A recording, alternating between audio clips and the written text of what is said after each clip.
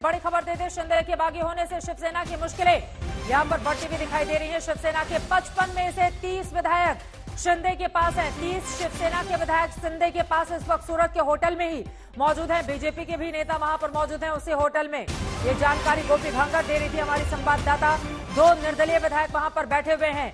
एकनाथ शिंदे कह रहे हैं बीजेपी के साथ जाइए, तब नहीं टूटेगी शिवसेना। लेकिन क्या उद्धव ठाकरे के लिए इस बात को स्वीकार कर पाना इतना आसान होगा? शिंदे जो शर्तें इस वक्त रख रहे हैं, गोपी भांगर का सीधे हम रुख कर लेते हैं। शिंदे के बागी होने से शिवसेना की मुश्किलें तो बढ़ती हुई यहां पर नजर आ रही हैं और ऐसा लग रहा है आर या पार मन बना चुके हैं शिंदे और वो मानने को नहीं तैयार। गोपी,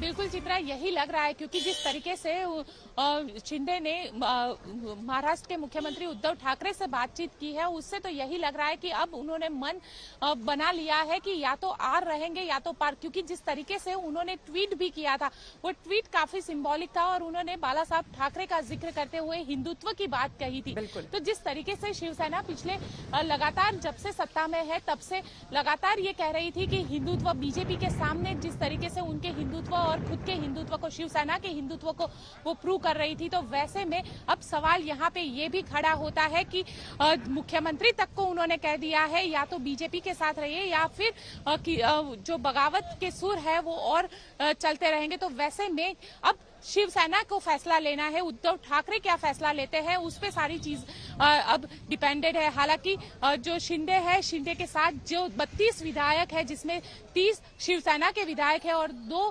निर्दलीय विधायक है, ये सभी इस वक्त इसी होटल के अंदर है। और अब कितने दिनों तक ये होटल का ये रिसोर्ट पॉलिटिक्स है वो चलेगी, ये भी कह पाना चित्रा मुश्किल है। क्योंकि जब तक फैसला नहीं होगा, हो सकता है कि सारे जो विधायक है वो यहीं पे इसी जगह पर इसी होटल के अंदर रहे। समझना होगा कि बीजेपी का ये जो खेला है, हालांकि इस पूरे मामले में खोलकर बोलने को वो तैयार नहीं, काफी दिनों से चल रहा था महाराष्ट्र में। क्योंकि राज्यसभा का जब इलेक्शन आता है तो क्रॉस वोटिंग हो जाती है, एमएलसी का जब इलेक्शन आता है तो क्रॉस वोटिंग हो जाती है। कांग्रेस के एक नेता को हराकर बीजेपी यहां पर 5 सीटें जीत लेती है।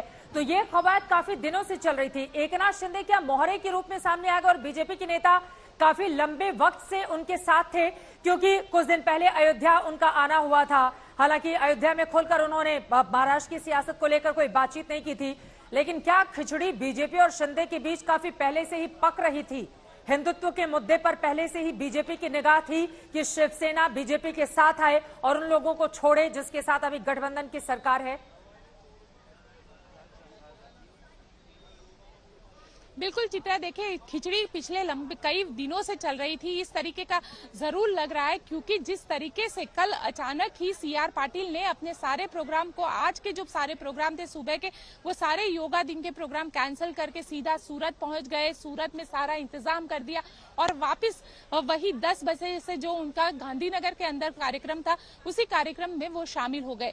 तो ये पूरा जो प्लानिंग किया गया, ये प्लानिंग स्ट्रेटेजी जो है वो कहा जाता है कि गुजरात के बीजेपी के अध्यक्ष सीआर पाटिल के जरिए किया गया। और सीआर पाटिल का ये सूरत जो है वो गढ़ है, यहाँ पे सीआर पाटिल यहीं से सांसद है। यहाँ तक कि जो गुजरात के होम मिनिस्टर है हर्ष संघवी, वो भी सूरत के इसी इलाके से आते हैं। तो सवाल यहाँ पे यही खड़ा होता है कि अगर सुरक्षित स्थान ढूंढा जाए तो उनके लिए सबसे सुरक्षित स्थान यहीं पे रहेगा। और एक बागी तेवर है जो एकनाथ शिंदे के बागी तेवर, और खास करके जो खिचड़ी पक रही थी, आपने जिस तरीके से कहा कि पिछले लंबे वक्त से ये लग रहा है कि खिचड़ी पक रही होगी, तभी जो 33 या माफ कीजिएगा जो 30 शिवसेना के विधायक और जो 2 निर्दलीय विधायक है, इन सबको इकट्ठा किया जा सका। क्योंकि इन सबको इकट्ठा करना एक बड़ी चुनौती रहती है। 32 लोगों को आपको एक साथ एक जगह पर लेकर आना है, तो ये बड़ी चुनौती रहती है। इसका प्लानिंग, इसकी स्ट्रेटेजी पूरी तरीके से होती। आप पूरे दिन की दिनचर्या देखें तो अमित शाह जैसे ही यहाँ पे विधायक के आने की खबर आई, अमित शाह तुरंत ही जेपी नड्डा से मिलने के लिए दिल्ली में उनके घर पहुंचे थे। तो कहीं ना कहीं जो रणनीति चल रही है, जो राजनीति चल रही है, वो यही है कि अगर शिवसेना बीजेपी के साथ मिलकर सरकार बनाती है तो ठीक है, अदरवाइज एकनाथ शिंदे है, एकनाथ शिंदे के जरिए ये पूरी बगावत हो गई है। 32 विधायक, बगावत का अंजाम क्या होगा? शिवसेना बची रहेगी या टूट जाएगी, देखना महत्वपूर्ण होगा। फिलहाल के लिए शुक्रिया गोपी आपका इस पूरी जानकारी के लिए।